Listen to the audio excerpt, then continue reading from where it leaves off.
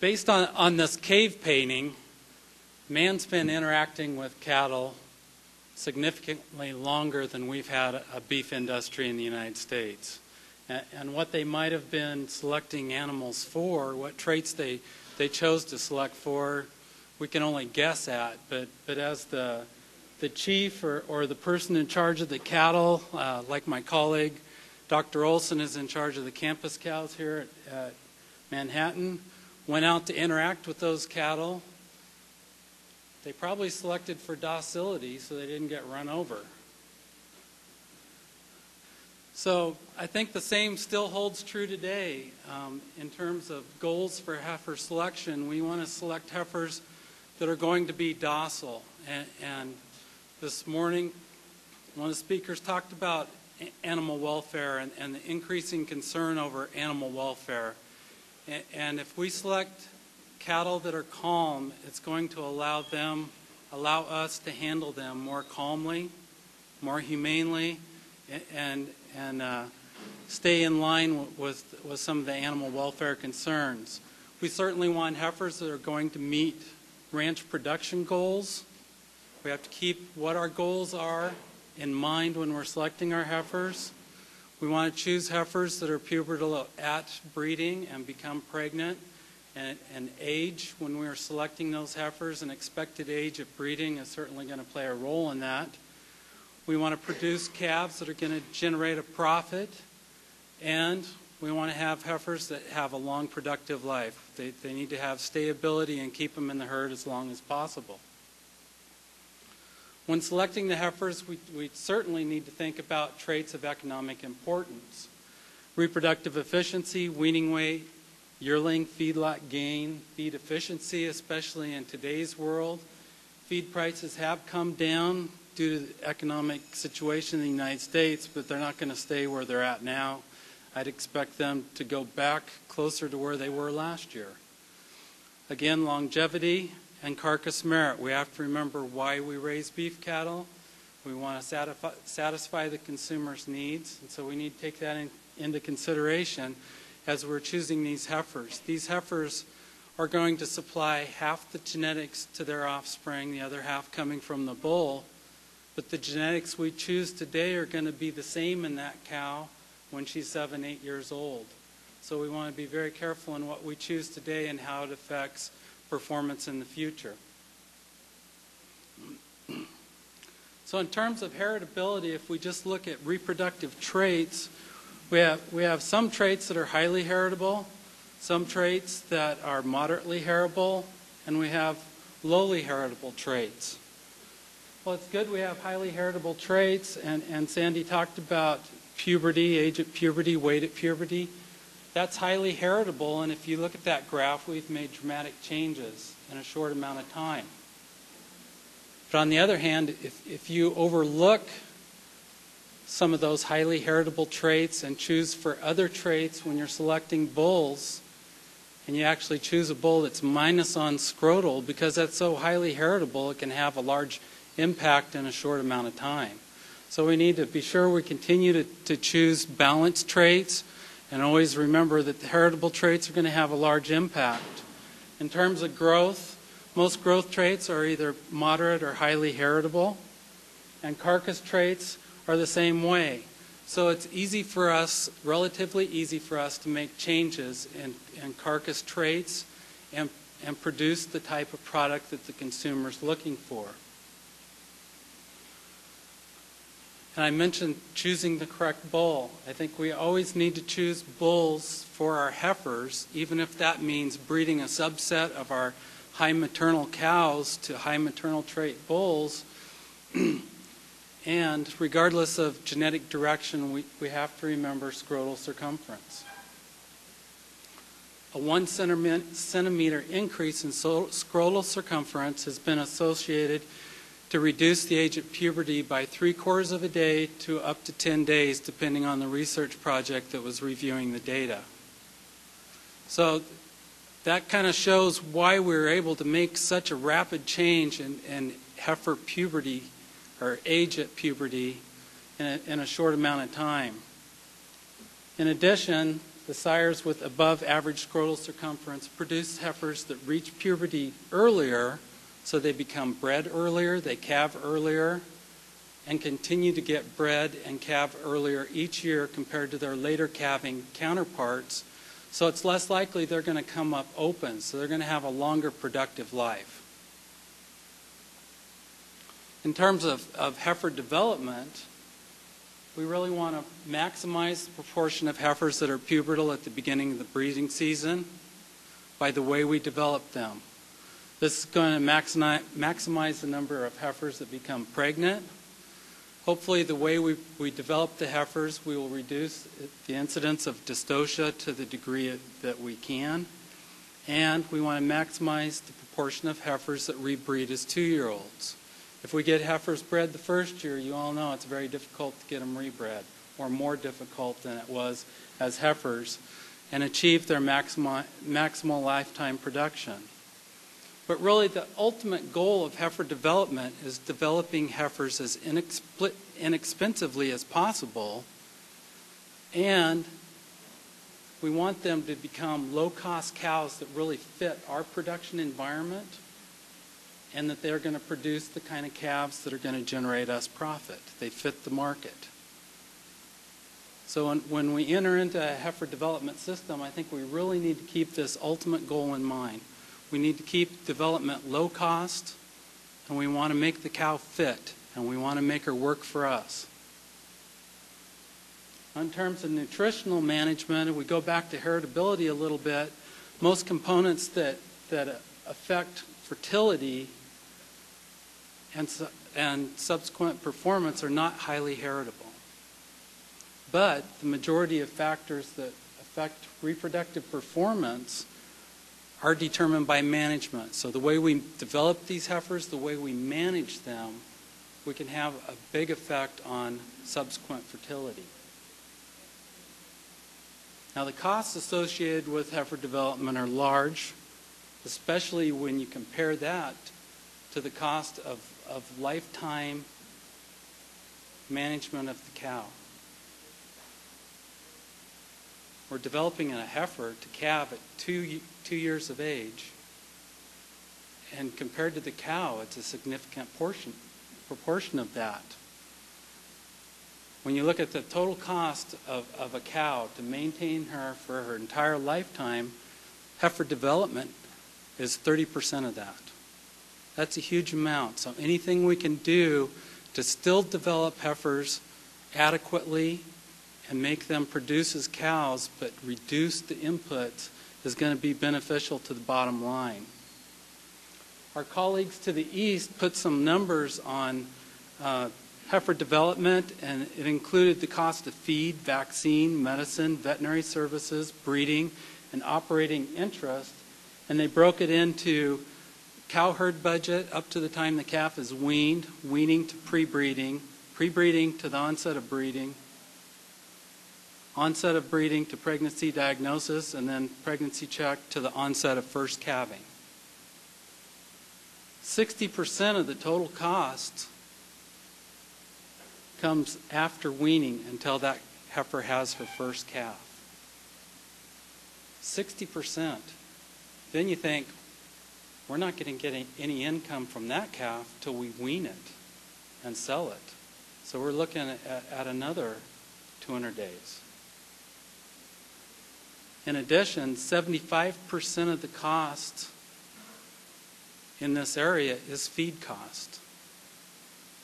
So if we can find ways to develop heifers and to be good cows, become pregnant and be good cows, and reduce our feed costs, it's going to have a significant effect on our bottom line.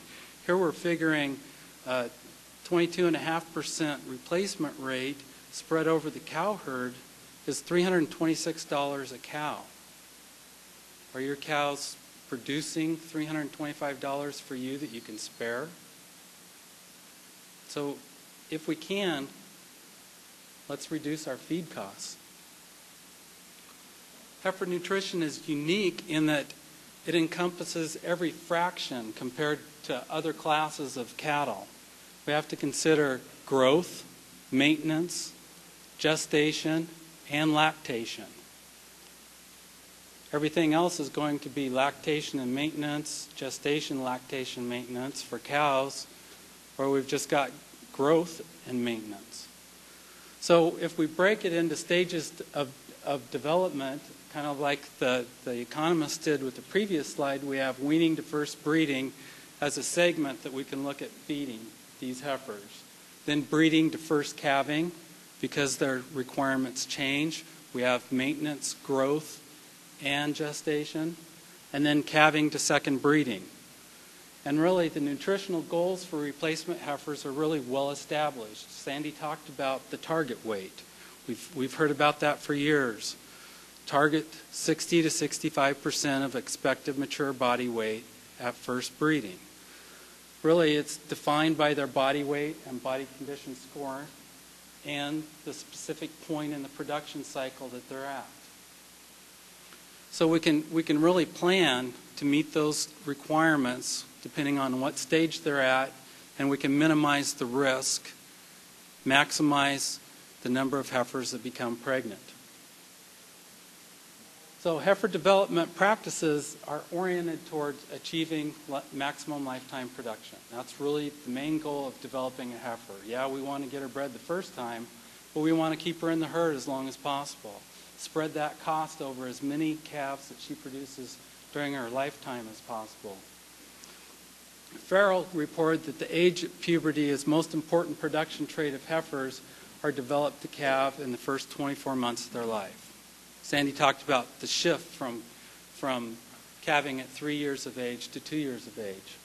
As post-weaning growth rate increases, the age of puberty decreases. So if we grow them a little faster, then they become pubertal earlier.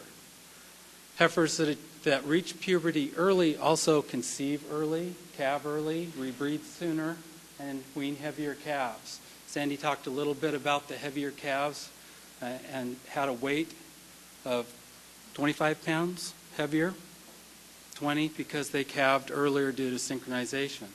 So I mentioned earlier, we get them bred early, rebreed sooner the next year, heavier calves, less likely to come up open. So if we really look at nutritional management post-weaning, before breeding, it's split into the growth and the maintenance, with growth taking up about, or maintenance taking up about 2/3 of the requirement. You have to remember that usually post-weaning development protocols are conservative, and so it's really easy to overfeed them. If you're targeting 65% expected mature body weight and you don't weigh your heifers on a frequent basis, and Sandy mentioned heifers are growing much faster than we anticipate compared to 10, 20 years ago, it's easy to be overfeeding them and having them grow at a faster rate. So there's one place we can potentially reduce feed costs. Maintenance is a requirement or a function of body weight. So if we get the heifers over fat or they get larger than they really need to be, that increases the maintenance requirement and increases our feed costs. So we've got our targeted weight, but the association between body weight, puberty, and pregnancy rate appear to be changing over time. If you look at research pre-1985 compared to research post-1985, there appears to be a real change in the heifer body weight and puberty and pregnancy rate. Again, we shifted from calving at 3 years of age to 2 years of age, and we were selecting for heifers that have puberty occur at an earlier age. Also at the same time, we're selecting bulls that have larger scrotal circumference, which reduces age of puberty. So there's a lot of factors going on here. However, if you look at this study by Freely, he compared calves that were sired by bulls that were born after 1988 or sired by bulls that were born between 1982 and 1984. And the pregnancy rates were greater in these bulls that were born in 1988. But when you look at age and weight at puberty, it wasn't affected by the sire group. So there's something else going on that's affecting pregnancy rates. Something we've somehow selected for fertility, and we're not sure what that factor really is. So Funston and Deischer in Nebraska wanted to look at, can we develop them to a lower target weight, 55% instead of 60%. And they're about 1,200 pound cows is what they expected the mature weight would be. The feed costs between the two were significantly reduced because you're putting less feed into them. Average daily gain was significantly different. The pre-breeding weight was significantly different, and they actually ended up at 53% and 58%. So they actually ended up underfeeding the heifers more than they intended. Pre-breeding body condition score was significantly different between the two groups. It didn't affect their pelvic area, so it probably is not going to affect dystocia. The percent cycling before breeding was better for the 60% group. The number pregnant in 45 days was actually a little better. It wasn't statistically different, but numerically it was better for this low group. So maybe we need to back our target estimates back, and we can save on our feed costs. They went ahead and followed these heifers through, and pre-calving, the high gain group still had an advantage in terms of weight, but body condition score and the weight of their calves wasn't different. Calving difficulty score was the same. 205-day adjusted weight wasn't significantly different. Neither was cow body weight at weaning. Cow body condition score at weaning had a slight effect, but I wouldn't worry about that. And same proportion became pregnant with their second calf. So they saved a lot of money in terms of feed and got the same response at second breeding. But I'd caution you against pulling out all the energy and really trying to save a lot of money. We go clear back to 1969. It's a real classic work by Dr. Wiltbank, and he looked at the consequence of low post-weaning gain. So he did a grass only and a grass plus supplement. In terms of average daily gain, there was almost a pound difference.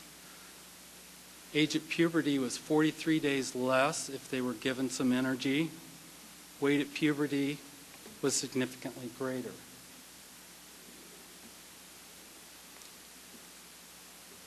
This is another study that looks at energy. He was looking at adequate post-weaning gain, different rates of gain, and he fed either 0, 2.7, or 5.4 pounds per head day ground ear corn. Average daily gain increased as the amount of corn in the diet increased, as did body condition score. Conception rate increased, and calf weaning weight was the same for these, but greater than the group that got no energy. So I don't think we can pull energy out of the diet, and we have to be cautious in how we feed these heifers because it is going to affect performance. Does it matter when they put the weight on? Can we put it on at the front? Can we put it on at the end? In terms of flushing, are we going to get better response if we just kind of hold them off and then flush them at the end? And that's what the following studies kind of look at. Clanton and co-workers kind of did a classic work where they fed a 1 pound average daily gain for the whole time from weaning to breeding. Another one, they fed for 2 pounds average daily gain for the first half and then just maintained them the second half. Held them pretty constant the first half and then tried to flush them at the end. So we've got the low to high where they gained basically nothing and then flushed, put it all on the front and maintained them till breeding, or the constant.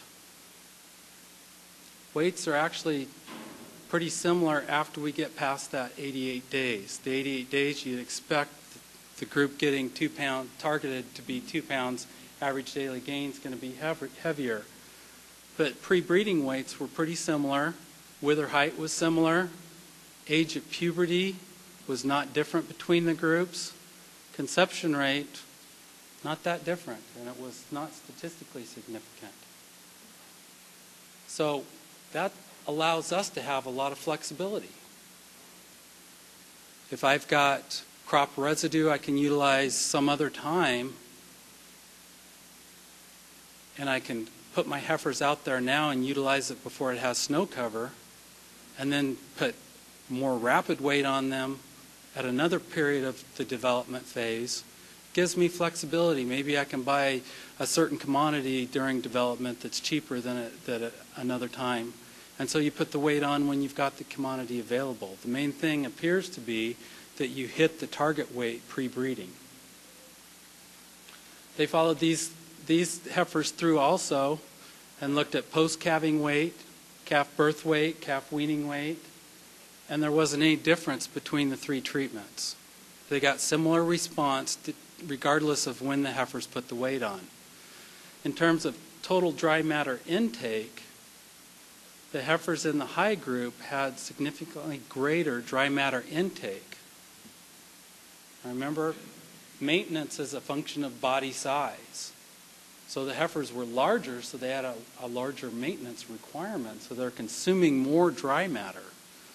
Pounds of feed to pounds of gain, again, they were bigger earlier in their life, so that they required more feed to be maintained. This is another one that looks at timing of gain, and they did a constant post-weaning rate of gain of 1.3 pounds, and then they weren't as drastic. They did a quarter pound for the first 110 days, and then they jumped it up as kind of a true flushing type of system for the last 55 days of the development period. So those were considered restricted, and the control was fed the same. Frame score was not different. Pelvic area was similar. Body condition score was similar. Age at puberty, weight at puberty, first service conception rate, and final pregnancy rate. So again, it doesn't matter when they put the weight on, you just need to meet the target. So at first breeding, I'm still going to say 60 to 65%. I'm not brave enough to tell you 53%, even though Dr. Funston got a good response at 53%. I'd say you probably can maybe back down to 60%. As Sandy said, that's kind of where our heifers and hays have been the last several years. You've got 180 days essentially from when the heifer is weaned to when she needs to be bred to calve at 2 years of age. So you're going to need to put on 200 to 300 pounds to meet this target weight, and that means about 1.25 pounds to 1.75 pounds per head per day. You have to remember where the demand is, its growth and maintenance, and be conservative. Don't overshoot it. Let's save on the feed costs. So we've got our heifers bred, and the calf is growing, and it stays pretty constant. Uh-oh. Which one, Sandy? Okay. So the calf stays fairly constant, and really 75% of the total growth occurs in the last 70 days. So when we're feeding these heifers, we've got to remember that. The demand due to fetal growth is going to be greatest at the end of the 3rd trimester. So at the end of, or the 3rd trimester, maintenance has dropped down to only being half of their requirement, while gestation requirement, the feed and energy, the nutritional requirements due to the fetus is 35%, but that heifer's still growing, and we have to feed her to meet that requirement also. Again, if they're over-conditioned, over-heavy, it increases the maintenance requirement, and we're going to have to provide more inputs. So by first calving, they should be about 80 to 85% of their expected mature weight. You've got 280 days. They need to gain 2 to 2.5 or 200 to 250 pounds. That's about 3/4 to 1 pound per head per day. And really the best response in terms of rebreeding is if those heifers are a condition score 6 at the time they calve. At this time, we have to remember where the metabolic demand is. It's going to maintenance, growth, and pregnancy. And you have to consider those two separately. We have maintenance for the heifer and maintenance for the fetus. Now, Dr. Cora, many of you know, he looked at what happens if you underfeed heifers during the 3rd trimester. So this study was conducted in the 100 days prior to when the calf was expected to be born. And he looked at a high energy level, and that was 17.6 megacals of digestible energy per head per day, which is slightly over current NRC recommendations. The low group was fed 11.4 megacals digestible energy per head per day, and that's about 65% of recommended NRC levels. So essentially, one's pretty well on target with NRC, one's 65%. We look at what happens in the low group. We have lighter calves, calving difficulty not a lot different. Percent of calves decreased by 7% in terms of being alive. Only 26% were cycling 40 days after calving. 56% at the start of the breeding season. 93%. And the weaning rate of calves was also detrimentally affected because those heifers did not have adequate energy for lactation. And so we've really got to think about how great the nutrient demand is during that last 100 days. Dr. Odie published a review paper, and he looked at the effect of body condition score at calving on the interval from when the cow gave birth to when the calf stood up, and then colostrum and calf serum antibodies. And you can see as body condition score increased, we see positive responses. 35 minutes to standing versus 60 for a body condition score 3 heifer. The amount of colostrum produced increased, with the exception of here, and I'm not sure why that occurred. But if you look at antibody response from the colostrum, it's better quality colostrum because the calves have higher antibodies. A separate researcher also looked at subsequent pregnancy rate and how many days it took until they became pregnant. Increasing body condition scores caused an increase in pregnancy rates, decreased number of days. So they're more likely to get bred early, stay in the herd. So beyond first calving, we have to think about priorities.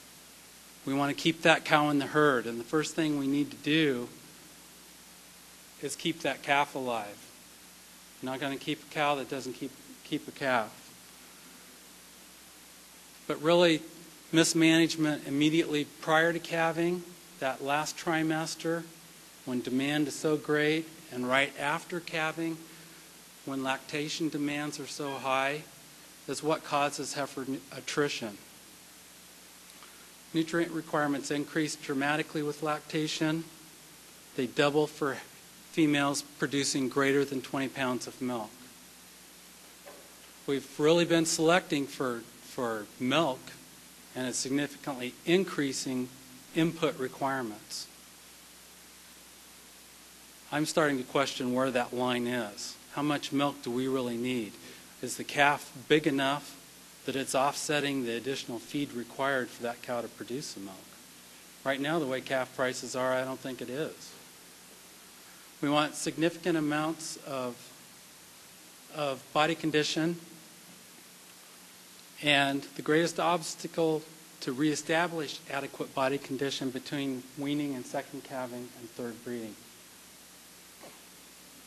So these heifers really need to continue to have a positive average daily gain of above a half pound. So in conclusion, in contrast to other classes of beef cattle, the nutritional goals for replacement heifers are really very clearly defined. We have target weights that we need to shoot for. We know what needs to happen when. We have specific phases, weaning to first breeding, breeding to first calving. We can break all that out. And so we should be able to meet those goals. I think all these modern heifer development practices are really well proven, and when we exceed recommended requirements thinking we may benefit, we're probably just hurting our pocketbook in terms of feed costs. Provided that the pre-breeding target weights are met, the timing and rate of post-weaning gains are not critical. We can feed them up front, we can feed them on the end. It doesn't matter.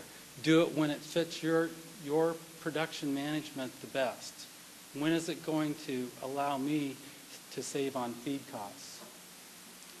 And again, mismanagement just before first calving and immediately after is going to cause the most problems in keeping those heifers in the herd. So with that, I'd be happy to answer any questions.